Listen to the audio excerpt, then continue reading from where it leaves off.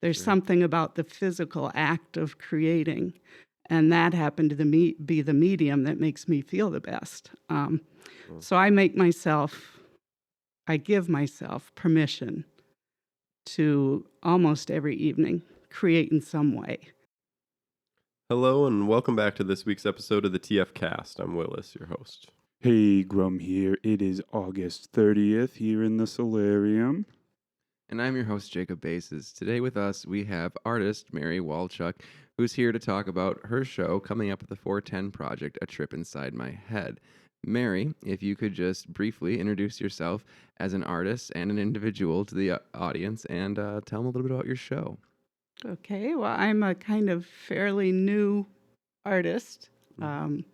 Still hard for me to even use that term for myself, but it's a new experience for me within like the last 5 or 6 years, and I am going to have a show at the 410 Project, September 15th through 30th, called A Trip Inside My Head. Mm-hmm. And I'm hoping that it will be a really colorful, fun experience for anyone who comes. Sure. And you said that you just started using the term artist, or you're having trouble applying it to yourself. Explain how you came to art, and I mean the last 5 years. I mean, you're obviously our superior. Like, what brought you on this journey now to using that term and bringing in art here? Well, I would say it's something I've liked my whole life. I love art. I love creating. I've done a lot of crafts and always happiest when I'm busy creating something. Probably about 6 years ago, well, longer than that, I was diagnosed with depression. Mm-hmm. And it started out as seasonal, and I realized if I went outside every day, that really helped with that. So I took photographs. I learned how to do photography from my mom as a kid and then in school. And if I went outside and took a photograph a day and I started a blog, that got me to go out. Sure. And people would ask me if I hadn't been outside yet, if I was okay. So I kept that up, started a blog,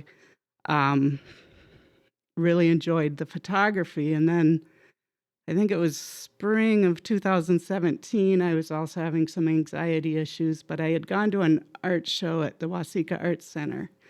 And the director at the time said, "Well, are you an artist?" And I said, "Oh, no." And my husband was with me, and he said, "Yes, you are. You're a photographer." And so she asked if I wanted to do a show. And I thought, I can't do that. And then I thought, why not? Why not? So I had a show there with my photography.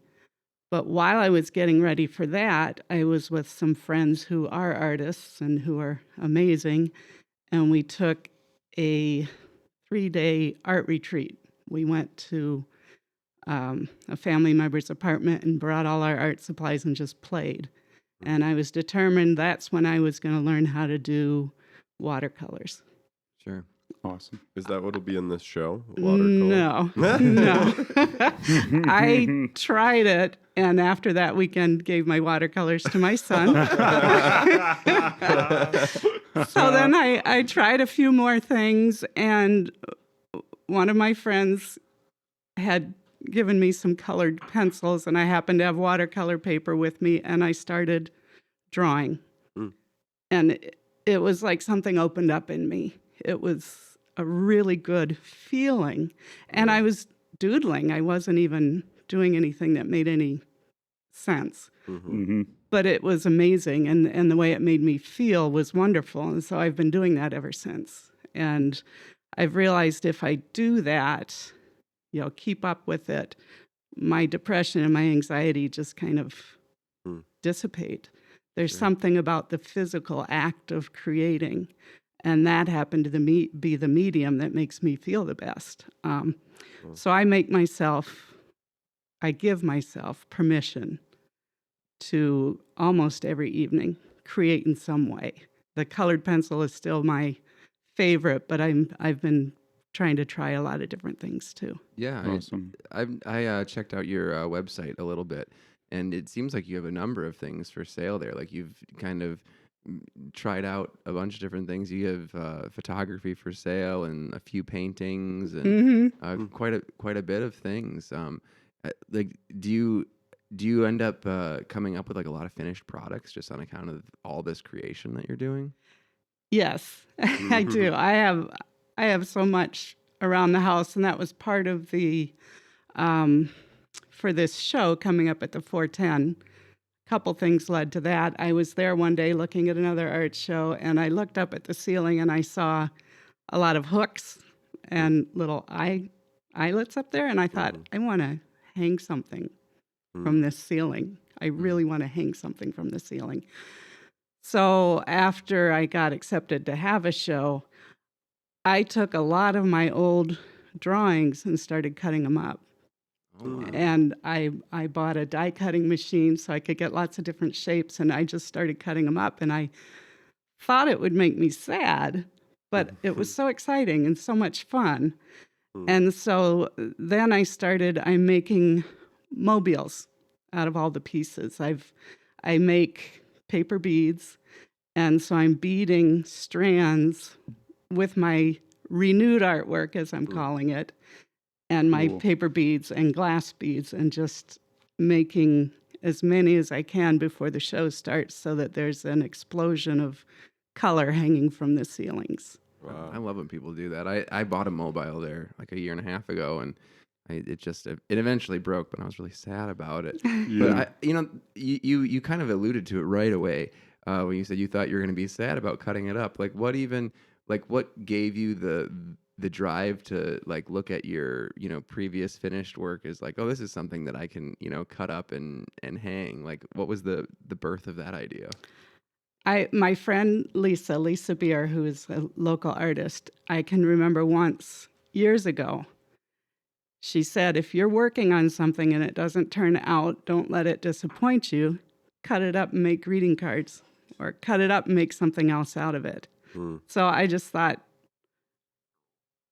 all of these things are just sitting around. I might as well cut them up and make something out of them. Oh, that's awesome. And that's awesome. And it was a lot of fun once I got started. I mean, I'm looking for some old drawings that I can still keep cutting up. Triple Falls is a media and event production company based in southern Minnesota.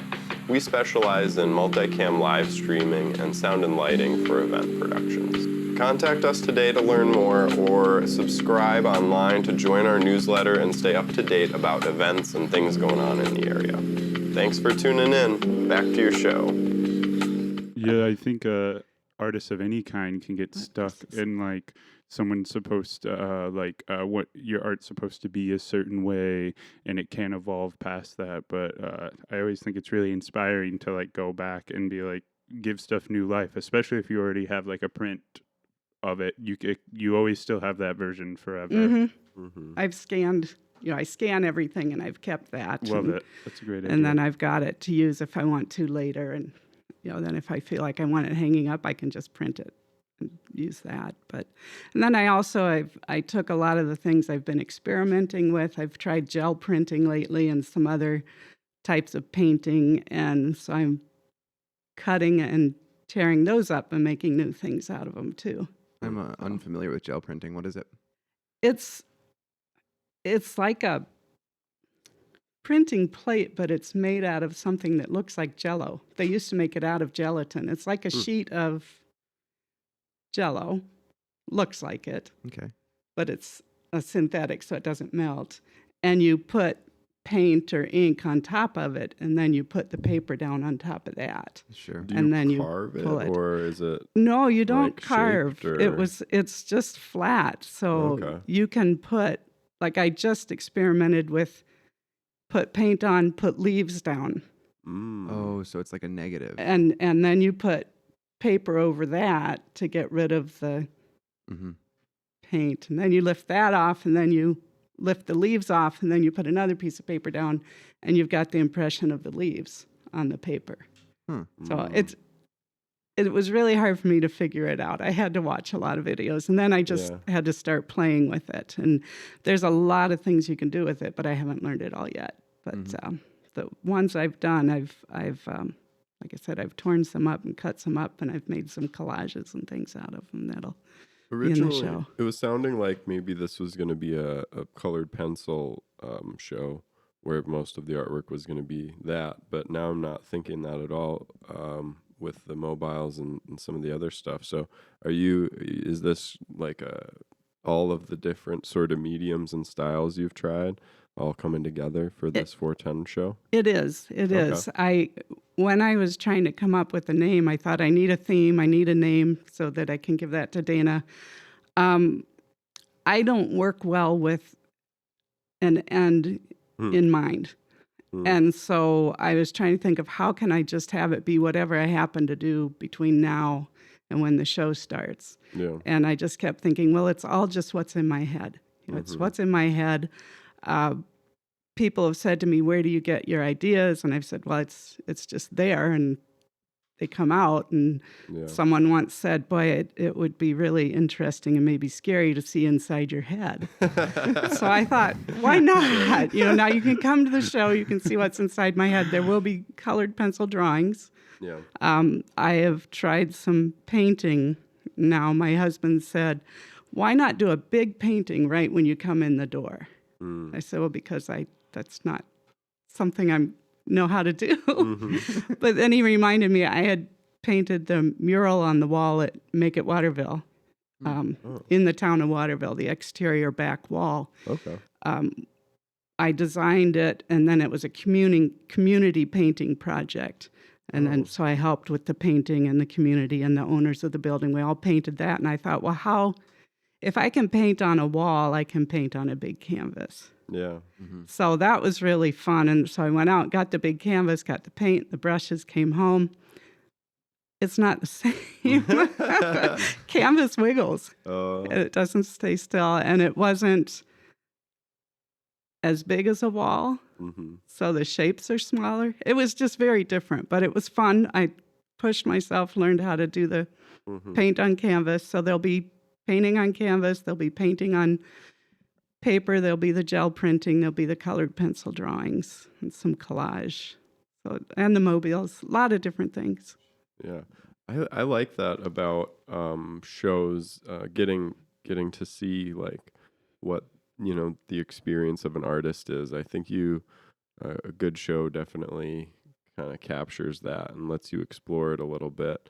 And, I find myself like walking through, like looking at the pieces and being like, where did this come from?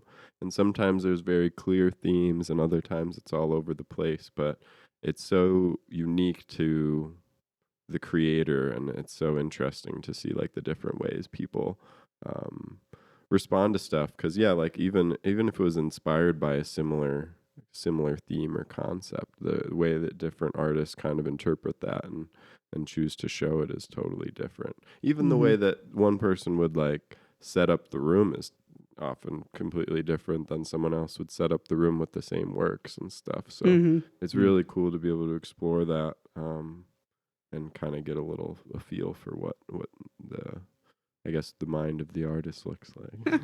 I wonder, if they went and tallied all the artists who go into the 410 project and just asked, like, hey, did you notice the hooks on the ceiling? What percentage of them was like, yes, I need to make a mobile now? I don't know. I looked up and it was just begging for something to be hanging. And I'm a child of the 70s. I love beads hanging all over the place. So Shelley Caldwell did a really good job of utilizing that for her piece. It was really cool. It was like a mobile you could like physically walk through. It was really cool. I got a bunch of cool pictures of it, and like every angle was different. So it was really fun. That was amazing. I hope to use some of the hooks that are still in the ceiling from her show. Heck yeah. Well, you come from a very talented family. Everyone I know in your family is quite talented at multiple things or whatever they're doing. Is that a big influence on you to push yourself, and like vice versa, having all those talented cats in the house, or out of the house now? Out of the house. When the kids were growing up, they were all into music, playing musical instruments, and my husband plays lot of different musical instruments, and he's in the Bully Pulpit Bluegrass Mhm. now. And the kids were in all kinds of different things, and, Yep. and people would say to me, well, what do you play? Yeah. And I said, I play the stereo, and I play the top fan of everybody doing music. So Yeah. I was never, into the music like they are, but I think that we all as a family were able to be creative. Yeah. And to me, that was always important Yeah. to do something creative because it brings joy. Yeah. And so, I just really am excited that my kids can all follow creative pathways too. Yes. Yeah, I think it's really important, like being able to have that around you. I grew up in very much a family that none of them have like super creative pursuits. They're all like business owners and things like that, which is there's nothing wrong with it, but it's really helpful when like the people around you are also like pushing themselves in those directions, because it just makes it way easier. Like I have a studio space, and every time you're there and there's other people making art, it just makes you like so inspired to keep trying at your thing. Yeah, and I grew up in a family that's scientists and engineers and teachers, and my mom had once said, well, I'm not creative, and I thought I don't agree with that. She had a dark room in our house, Yeah. and she taught me how to use it, and she does. She's writing her family history, and that's creative. And Yeah. everyone in my family, even the ones who are more scientific and engineers, are very creative in different ways. They Love it. do different things that are very creative. And I felt like growing up, my parents never stuck us in a certain box that we Yeah. had to be in. Yeah. They were interested in the sciences. I wasn't, but I never felt like I had to be. Yeah. It was, they were very supportive of what we wanted to do. And I think that really helped a lot. And then we had music playing all the time. Love it. Yeah. A lot of times on the stereo, but then each of us kids took music lessons at different times, and some of it took and some of it didn't. Yeah. Right. So You it sounds like you came from an upbringing that like supported you said, like, to use the language, creativity and kind of creating your own path and stuff like that. But early on in our conversation, you mentioned like that you've only just recently started considering yourself an artist. Do you think that, like, looking back, do you see that you've been an artist all along, or do you still feel like, you just became an artist? How do you kind of reconcile that? I don't think I allowed myself to let go Hmm. enough to be an artist. I did a lot of things like cross stitch and crocheting and sewing, and I did decorative painting. My aunt and a friend had taught me how to do that, but I always felt like I was working on something that somebody else had designed or made, but I was like coloring in the lines or whatever. Sure. It was when I was on that retreat that I realized I have spent my life trying to be, considering art to be what someone else would be doing. I mean, I was trying to do things that other people could do, make the realistic paintings or drawings or things like that. And it was only when I thought, I'm just going to sit down and do whatever comes through my hand, that it kind of felt more like, okay, this is what an artist is. I'm not copying. I'm not trying to be somebody else. I'm just doing what's flowing through me and letting it happen. Interesting. I like that. I like that you've found your artistic voice in that way. That sounds powerful and important. But I guess hearing it too, it sounds to me kind of like you've been an artist your whole life, and I see how saying that, like, maybe it's been a color within the lines thing, or I don't know. I hear people talk a lot about like the struggle of considering themselves an artist. I think it's a common struggle that artists have at some point, like as they're figuring out how to define themselves in a way. Mm-hmm. And like it's easy to say I'm not an artist because I don't you It's know? like an economy thing, I think. People are Yeah. like, oh, well, artists are professors who teach art, or they sell big paintings, or they make movies, or, Yeah. they make all their money off of gigs. And, it, I mean, I guess, I've kind of been, a while back, Dana really pushed me to, start aggressively claiming that term, even though I make almost nothing, or I make Mhm. very few things that I would consider fine art. And like, it helped me a lot too, because honestly, like, to speak to the mental health aspect of it, I get like, just like a little bit like cranky if I don't make some silly little thing every few days. Like, 100%. and I'll just, and if Yeah. I don't do it for long enough, then I'll just stop doing other important things. I mean, this company is built of 3 people who, if like we weren't doing this, we'd still be doing a million things. Like, none of us have the ability to not make silly things or like try to make something. So I think that we really connect like with that. Like me personally, I'm in like 7 different bands, and I do this and I do. I just I'm always trying to throw myself at something, and I also struggle with mental health issues, and it's one of the main things that does it. I also, just to piggyback on what everyone's saying, I do think it's important to not think that an artist is someone who makes money from their art or someone who does it quote unquote professionally. I think it's really important to like allow yourself to see that. And I think what you said is perfect. Like, are you making something that is genuinely you and is something that's genuinely coming out of your head? Well, then it's probably your art, and you're probably an artist. Yeah. What do you? I kind of want to just ask a couple, because you started with photography, and I love photography. It's like one of my primary outputs. What, like, apart from knowing like some things from your mother teaching you, like what drew you to photography, like, and what did you take from photography into your current art practice that you still feel today? I've always loved photography, I think, because you can get an image, you can get a view of something that might not be the way other people can see that. And I mostly do nature photography. I've been asked to do people, but flowers sit still for the most part. People and they're moving around. It's just really hard for me to do that. But now I forgot your question. Oh, Oh, what did you take from it? I don't know what attracted me to photography in the beginning. I maybe it was because my mom was doing it, and I'd go to the dark room with her, and it just was fascinating to me that you could have a blank piece of paper and then watch it become something else.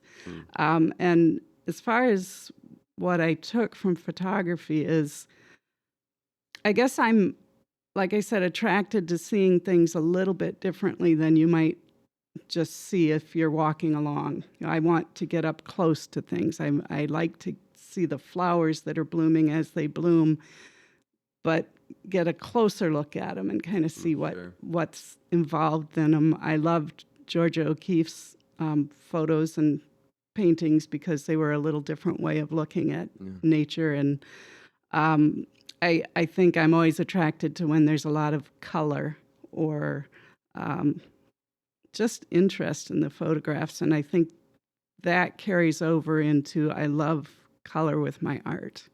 I've tried to do black and white. I can't do it. I've done a couple, and then I always have to have a spot of red or something in it. I think it's just loving the color and seeing things differently. I too am just an enormous fan of the little things in nature. Like, I almost never stop and take like a wide angle like photograph of a landscape. I've probably done like 10 in my life, but like in the spring I'll be like in a pile of dirt looking for a little, little flower that came out before all the other ones. Yeah, that's what attracts me the most, is the things that maybe you don't see. And I still do go out for walks almost every day because I know I need to do that. And I love going along the trail and seeing what's new, blooming, and I will take photos. And now instead of doing the blog, I put them on Instagram. And people kind of follow. You get to see the progression of spring, or they tell me I see things that they don't notice. And it helps them think I need to look a little bit closer when I'm out doing things Beautiful. and walking. I heard someone doing a class the other day on pollinator gardens, and they said that they knew a photographer who just shot photos in the the garden that's attached to the Cray Mansion. What's that one called? The one just down the hill from Hubbard here. House? The Hubbard House garden. Yeah, there's a big garden there. And they said they photographed 9 species of wasps in that garden. Whoa. And I thought that there was just like one wasp. Yeah. I thought there was Yeah, I thought it was like wasps Yeah. and hornets, and Yeah. like that's what you got. there's just like one guy that I avoid, but now I know that there's like a whole squad of My sister in California takes photos of bees. Oh. There I are- love photographing bees. There are so many species of bees, and of course, there's a lot of different ones there than there are here. So she'll come here and discover new ones, and it's fascinating because she gets close enough to them where you can see the differences. It's not just this bee buzzing around, and so when you get close, you can see all the differences. I love photographing bees. It's like every time I see a bee, or this weekend I got a picture of a spider sleeping in a flower, and like stuff like that is my favorite. I love insects and I love their tiny little worlds. What were you gonna say, Jacob? Oh, I was just gonna ask about like what things looked like. I know you said you don't like have a big plan for where it's all going, but like what is the work evolving come to? Is it just a daily practice that you're gonna roll out when you can share it with people? Like what is your motivation to share? For this show specifically, or just in general? For this show specifically, I just everything that I've felt like I've had to do. And I had other things planned for this show, but then I got distracted and went to something else. And as of a few days ago, I only had 2 things actually finished. But I have 30 or 40 in progress. So I don't know what the final will be, because it's still, it'll be what I feel drawn to finish before 2 weeks from now. So, but I mostly just want it to be where you walk into the room and you feel excited and joyful and see color and just something bright. I've tried doing art that kind of matched my feelings, especially when things got really hard in 2020. And just when things are hard, I've tried to do art that looks sad or dark. It never comes out that way. But I'm helping get that out of me by creating something more colorful, I guess. It's an interesting thing, because I thought you have to show angst and suffering for it to be considered art.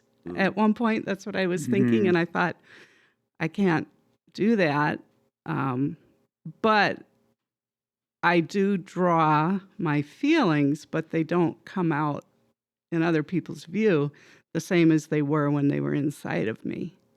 It's just an interesting, they'll look at something and go, this is so beautiful, it's so happy. And I look at it and I think, it's so sad. Yeah, trust nothing. That's the lesson you've learned here. It's all, That's interesting. It's very interesting to consider the perspective of the artist or the creator versus like the viewer.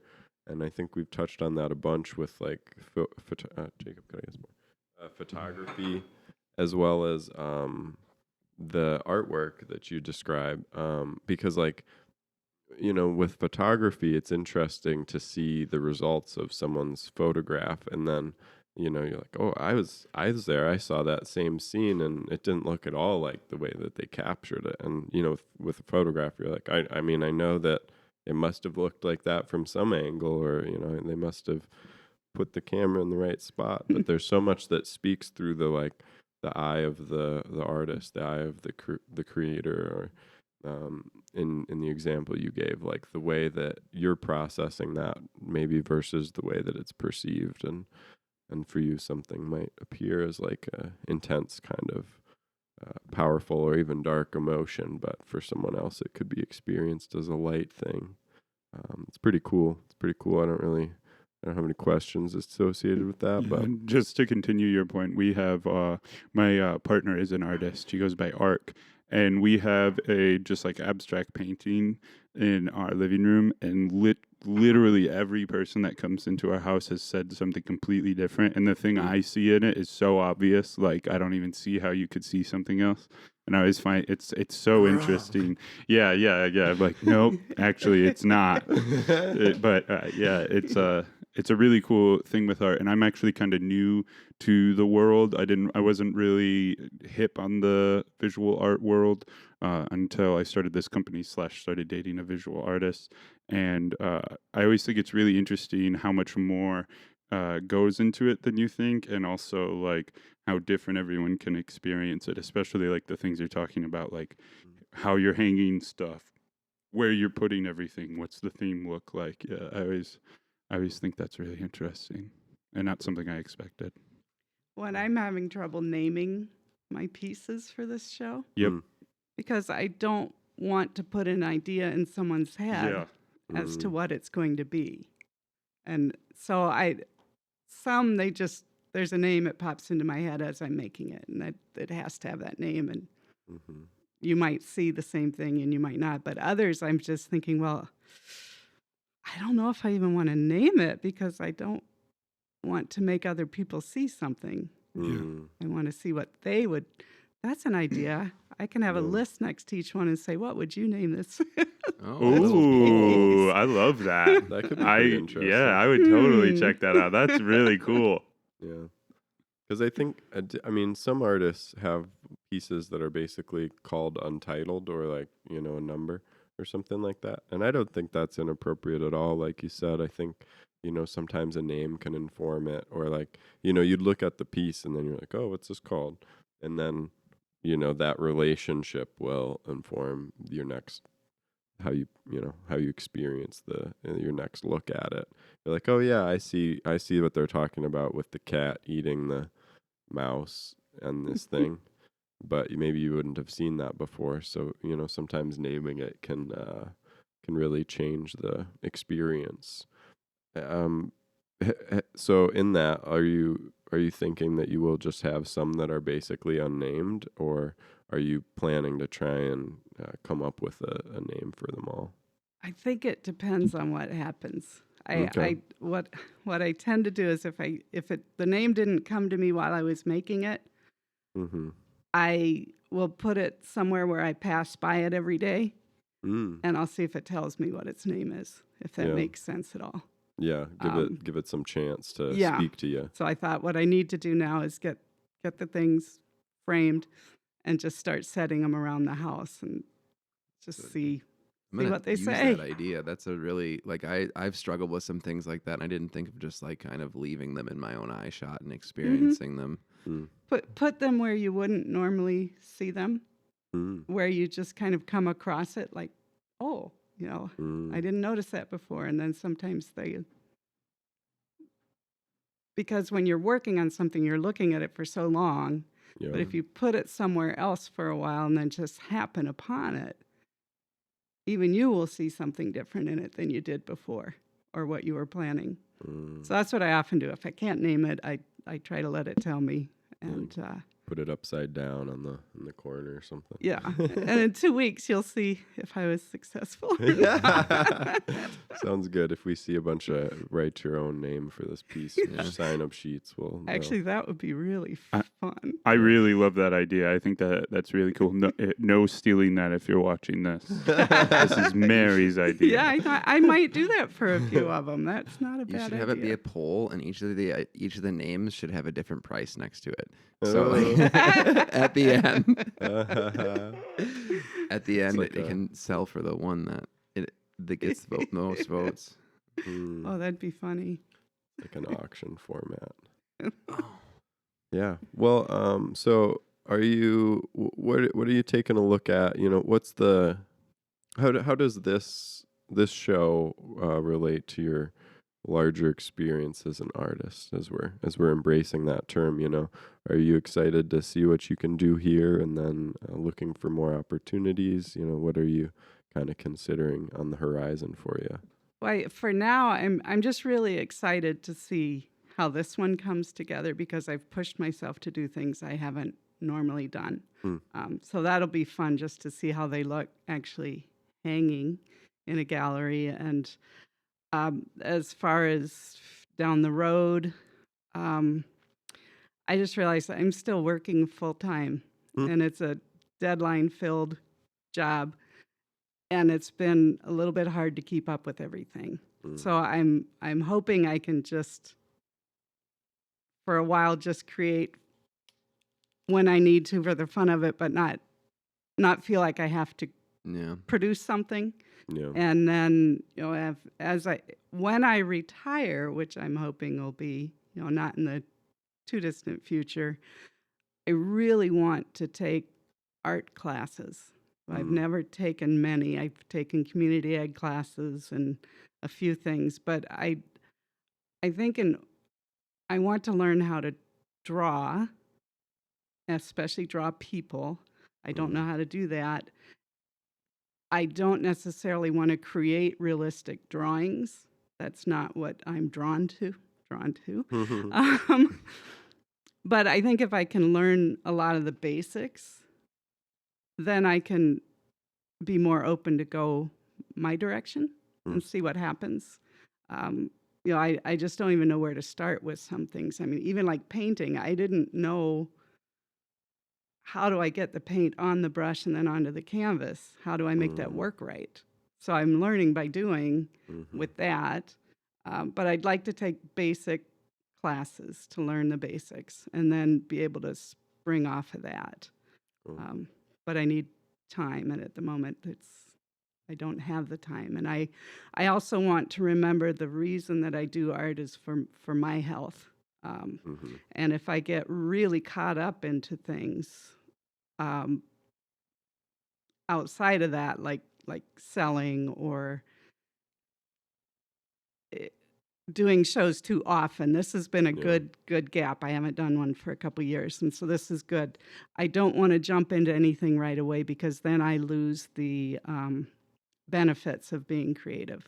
Yeah. Which is just letting it happen. And so if I start to get stressed about it, then all the benefits go out the window. So I want to be able to just try a lot of different things and enjoy it, and not worry about what I'm going to do with the end product when it's done. Yeah, that makes sense. It sounds like so you often find art to be a revitalizing experience, or somehow helps combat some of the negative emotions. What approach do you take when beginning a project? Like, how do you sit down with a blank sheet of paper, I'm assuming, or some blank medium, and how do you begin? There's a couple things that happen every once in a while. My hair is slippery. This keeps falling off. Every once in a while, I'll just, an idea pops into my head. I was out in the garden one day and I just thought, and it seemed like it was a voice coming from back here somewhere, you really need to do a spider web. I thought, oh, okay, I'll do a spider web. So I did, and it was a whole lot of fun. Other times I think, well, I want to make dinosaurs for my grandsons because they like dinosaurs. So then I'll think of ways that I can do that in my way. So sometimes I have a set idea before I start something. Other times it pops into my head. Then I've had times where I can kind of feel anxiety coming on. So then I need to do something, but I don't have a set idea yet. So I'll just pull out a piece of paper and I'll pull out my colored pencils and I'll just start doodling and see what happens. And sometimes it's something that I can share with other people, and sometimes it's just, well, that felt good, I'm done. Toss it. So there's, like the three different things. An idea will come to me out of nowhere. I'll have a set idea and work on it, or I just sit down with the paper and see what happens. Yeah. Really, when building an artistic portfolio, it seems like the thing that matters is just sitting and down and doing it. So you've got several ways you can be inspired to start creating. That's an awesome way to eventually have a lot of work and develop that artistic voice. I think you got to keep checking in on those feelings and stuff. So that's awesome. Sounds like a great practice. Oops, turn my mic off. Is there anything else we want to tell someone who might be thinking of coming to the show? Anything you'd like to share about, like, maybe what you hope someone could take away from it, or the kind of environment you want to create? I think I just want it to be you walk in and there's this explosion of color and like I said, joy, a place to just get a break from everything that's going on in the world and in your daily life. Just have fun. And I just feel like if I can do this, other people can do it too. I just feel like we all have something in us that's creative, and they come out in all different ways. And I just really believe that each person needs to find out what that is for them. What is it that you do where you don't even know that 2 hours have gone by? That means that's where you need to be when the world gets to be too much. And it's something different for everybody. But I just feel like with this show, I mostly just want to say, this is fun. This is a good way to cope with things. It doesn't always have to be dark. You can find joy in a lot of different ways. And for me, color is what brings me joy, and nature. That's really beautiful. Where can people go and find more stuff about Mary and follow what you got going on? Well, I'm on Instagram, Mary Walchuk Art, and there I do a combination of showing what I'm working on with my art, and then also the walks on the trails. Okay. I don't post daily anymore with the walking, but I do try to keep it up throughout the season. I just want people to be encouraged to see what's around you and do that. I'm also on Facebook, also Mary Walchuk Art. And then there's Fine Art America. I have a web page there that has where you can buy prints and all kinds of different things made from my art. Awesome. Because it's just a fun way to share it. And I bought my kids all coffee mugs one year, or blankets, or puzzles, or it's just a really fun way to do it. Yeah, I love that. People were asking me for prints, and I don't have the time, energy, or interest to figure out how to have them made and then sell them myself. Yeah. So they can go to that website and they can order what they want off of that website. Okay, cool. Heck yeah. And what is the date and time again that your exhibition is? Oh, it will be September 15th through 30th. The opening reception is on the 15th from 7 to 9. And and Bully Pulpit Bluegrass will be playing live music. Love it. That'll be a lot of fun. Cool. Well, heck yeah. Well, thanks a lot for stopping by and talking to us. This was for fun. Yeah, it was great to have you. Fun. Thanks.